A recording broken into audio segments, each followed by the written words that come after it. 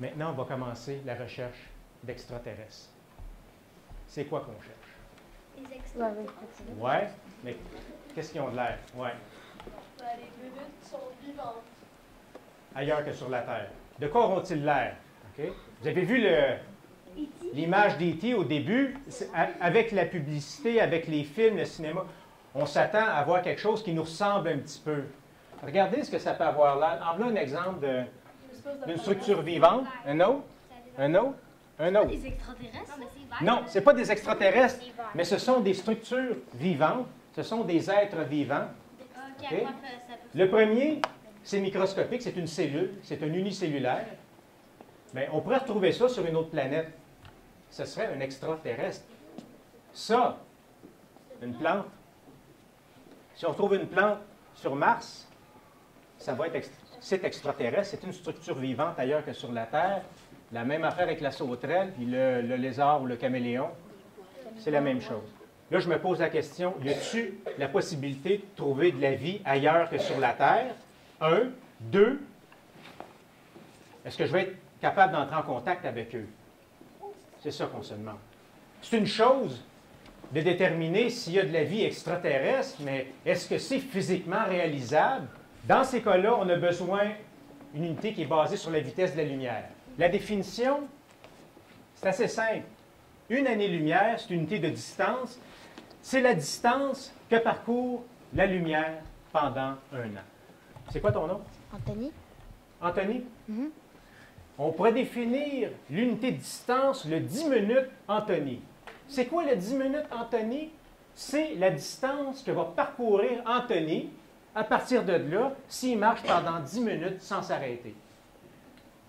Pour se donner une idée de ce qui est en jeu, j'ai mis un tableau des distances dans le système solaire. Distance de ces objets-là à la Terre, c'est le temps que ça prendrait si on partait de la Terre en voiture, puis on roulait à 100 km/h sans arrêt, jour et nuit. Le plus près, c'est la Lune, 160 jours. Après ça, tu as Vénus, 47 ans. Tu as Mars, 90 ans. Mercure, 105 ans. Vous imaginez? 105 années pour se rendre d'ici à Mercure en voiture sans arrêt à 100 km/h. Ça nous prendrait plus que l'espérance de vie qu'on a pour se rendre à l'objet en question. On aurait le temps d'arriver à notre pension puis de crever avant que le vaisseau se pose sur la planète en question. La vie ailleurs dans l'univers maintenant. L'univers observable. C'est quoi l'univers observable? C'est parce que quand on essaie de déterminer la grandeur de l'univers, OK, on ne peut qu'observer les objets dont la lumière a été émise et a eu assez de temps pour nous atteindre. Okay? Parce que c'est loin. Vous vous rappelez de la galaxie? 100 000 ans pour un faisceau lumineux de partir d'un côté puis de se rendre à l'autre. Okay? Imaginez l'univers entier. Ce qu'on peut observer, c'est les objets qui nous ont envoyé de la lumière, et il a fallu que la lumière ait le temps de nous atteindre pour qu'on les voit. C'est de ça que vient l'expression « l'univers observable ». Fait que là, on a 100 milliards de galaxies dans l'univers observable. La vie, telle que nous la connaissons, requiert des conditions très contraignantes en ce qui a trait à l'environnement dans lequel elle évolue. Ce que je veux dire, c'est que même sur la Terre, toute la Terre, tous les endroits sur la Terre ne sont pas également propices à la vie. C'est l'idée, OK? Les possibilités de vie ailleurs, à proximité d'une étoile donnée, sont donc très restreintes. Hein? C'est des conditions très particulières pour la vie. Ça, c'est où? Mars. Mars. C'est ça.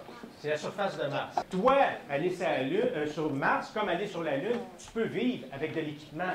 Mais la vie ne se développe pas, en tout cas à date, de façon naturelle à partir de ça. Fait que si je voudrais, je pourrais y aller.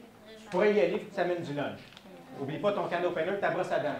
L'idée, c'est qu'on veut voir, grosso modo, est-ce que les extraterrestres existent et est-ce qu'on peut entrer en contact avec eux.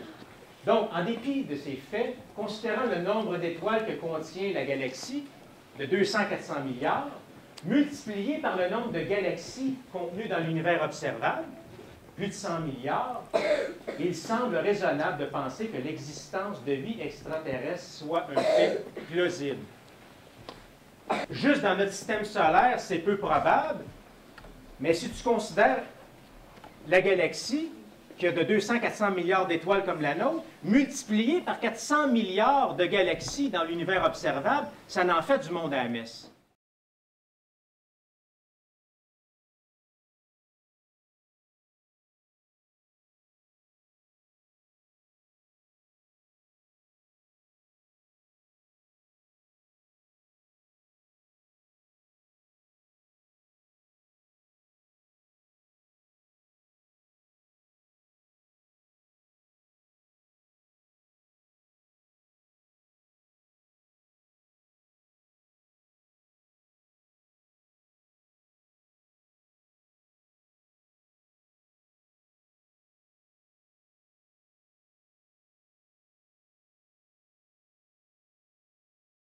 Peut-on entrer en contact avec eux? C'est un peu à ça qu'on va essayer de répondre.